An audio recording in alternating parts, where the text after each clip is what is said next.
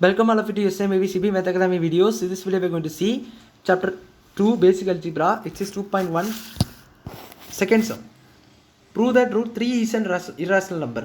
So பாருங்க நம்ம இதுக்கு முன்னாடி ஒரு தியரம் பார்த்திருப்போம் தியரம் 2.1. ஸோ அதில் நம்ம என்ன ப்ரூவ் பண்ணியிருப்போம்னு பார்த்தீங்கன்னா root 2 is an irrational number உள்ளதை ப்ரூவ் பண்ணியிருப்போம்.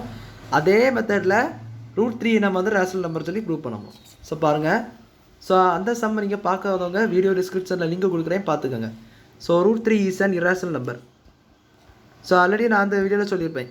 ஏன்னா நம்ம என்ன பண்ணியிருப்போம், இஸ் அ ரேஷனல் நம்பர்னு சொல்லிட்டு அசியூம் பண்ணியிருப்போம். ஸோ இதே அதே தான் நான் பண்ண போகிறேன். ஸோ அதே மெத்தடில் இதையும் பண்ணலாம். ஸோ இப்போ root 3 is a rational number. Let's assume root 3 is a rational number. So root 3 வந்து rational number எடுத்துக்கலாம். ஸோ rational numberனா பொதுவாக கண்டிஷன்ஸ் நம்மளுக்கு தெரியும். ஸோ முதல்ல நம்ம இது வந்து எழுதிக்கலாம். So root 3 is equal to in terms of n by n, m by n இந்த மாதிரி நம்ம எடுத்துக்கலாம். ஏன்னா நம்மளுக்கு வந்து ரேஷனல் நம்பர்னால் தெரியும், p by q ஃபார்மேட்டில் இருக்கும். ஸோ p by q எல்லாம் நான் m by n போட்டிருக்கேன். இதில் m n வந்து இன்டிஜர்ஸ்.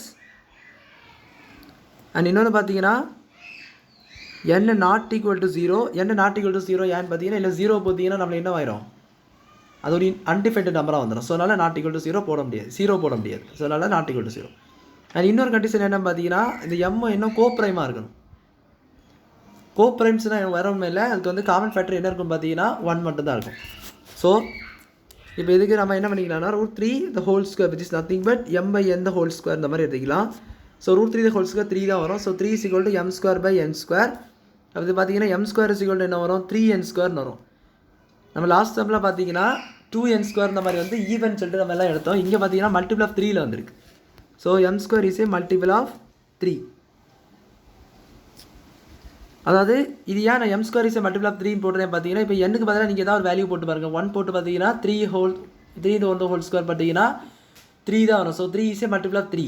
தென் 2 ஸ்கொயர் போடுங்க, 2 ஸ்கொயர் 4 வரும். So 3 4 are 12. 12 is also multiple of 3 தான். ஸோ அது ஈக்குவல் டு m ஸ்கொயர் இருக்கிறதுனால நம்ம என்ன பண்ணிட்டோம், m ஸ்கொயர் வந்து ஒரு மல்டிபிள் ஆஃப் 3 இந்த மாதிரி சொல்லிட்டோம். So m square multiple of 3னா m என்ன தான், மல்டிபிள் ஆஃப் 3 தான். ஃபார் எக்ஸாம்பிளுக்கு இப்போ 81 எடுத்துக்கோங்க. ஸோ 81 என்பது நம்மளுக்கு வந்து ஸ்கொயர் ரூட் எடுத்தீங்கன்னா 9 வரும். ஸோ இது ரெண்டுமே என்ன தான், மல்டிபிள் ஆஃப் 3 தான். ஸோ அதுதான். அண்ட் இங்கே பார்த்தீங்கன்னா m ஸ்கொயர் எடுத்தாச்சு. இப்போ நெக்ஸ்ட்டு பார்த்தீங்கன்னா நம்ம என்ன எடுக்கணும்னா இந்த m நம்ம வந்து ஒரு இன்னொரு இன்டிஜரை அசியூம் பண்ணிக்கலாம். இங்கே நம்ம என்ன அர்த்தம், 3n ஸ்கொயர் இந்த மாதிரி இருந்திருக்கு. ஸோ அந்த n ஸ்கொயர் பதிலாக கேன்னு சொல்லிட்டு ஒரு கான்ஸ்டன்ட்டை நம்ம வந்து அசியூம் பண்ணிக்கணும். அது என்னென்னு பார்த்தீங்கன்னா நம்ம இன்டிஜர்னு எடுத்துக்கோம். ஏன்னா m நம்மளுக்கு என்ன ரெண்டுமே இன்டிஜர் நம்மளுக்கு நல்லாவே தெரியும். ஸோ இது மூலமாக நம்ம என்ன சொல்லலாம், m is equal to 3k இந்த மாதிரி நம்ம எடுத்துக்கலாம். இந்த ஸ்கொயர் பண்ணிங்கன்னா m square is equal to 3k whole square வரும். It implies m square is equal to 9k square அப்படின்னு வருது. இப்போ இது தூக்கி அப்படியே இதுக்கு பதிலாக போட்டுக்கோங்க. m பதிலாக 9k square. 9k square is equal to என்ன வரும், 3n ஸ்கொயர் வரும். அண்ட் இங்கே n ஸ்கொயர் கண்டுபிடிக்கணும். இது கேன்சல் பண்ணிங்கன்னா n square is equal to என்ன வரும், 3k ஸ்கொயர்னு வரும்.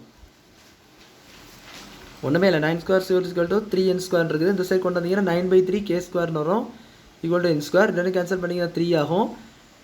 n square is equal to இதை மாற்றி எழுதிக்கிட்டேன், அவ்வளோதான். n square is equal to 3k square, அவ்வளோதான். ஸோ அதான் இந்த ஸ்டெப்பு. பாருங்கள், n square is equal to 3k square. இப்போ நம்மளுக்கு இதில் என்ன தெரியுது, n ஸ்கொயர் வந்து மல்டிபிள் ஆஃப் 3 தெரியுது.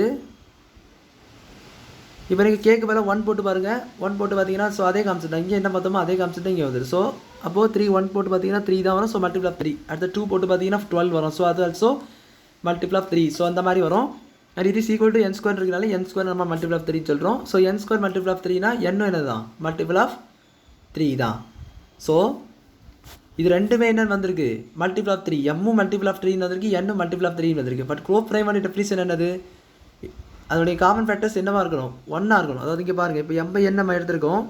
இதுக்கு என்ன வந்துருது, இதுக்கு பார்த்தீங்கன்னா நம்மளுக்கு வந்து என்ன வந்திருக்குன்னா 3n ஸ்கொயர் வந்திருக்கு. அண்ட் இதுக்கு பார்த்தீங்கன்னா 3k ஸ்கொயர் இந்த மாதிரி இருந்திருக்கு. ரெண்டுமே 3 பாருங்களாம் காமன் ஃபேக்டர் ஆகுது. ஸோ இப்படி காமன் ஃபேக்டராக இருந்துச்சுன்னா நம்ம எடுத்த அசம்ஷன் என்ன ஆயிரும், தப்பாயிரும். ஏன்னா நம்ம எப்படி எடுத்துருக்கோம், இது கோப்ரோமைன்னு சொல்லி எடுத்துருக்கோம். கோப்ரோமைன் இந்த மாதிரிலாம் இருக்கக்கூடாது. அதுக்கு வந்து காமன் ஃபேக்டர் 1 தவிர வேறு என்ன செய்யக்கூடாது, வேறு எந்த காமன் ஃபேக்டரும் இருக்கவே கூடாது. பட் இங்கே பார்த்தீங்கன்னா 3 என்பது ஒரு காமன் ஃபேக்டராக வந்திருக்கு.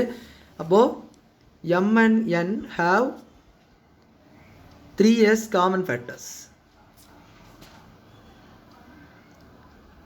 3 வந்து ஒரு காமன் ஃபேக்டர்ஸ் வந்திருக்கு. இட் இஸ் ஏ கான்ட்ரடிக்ஷனாக வந்திருக்கு. அதாவது நம்ம எடுத்த அசம்ஷன் தப்பு இந்த மாதிரி வந்திருக்கு.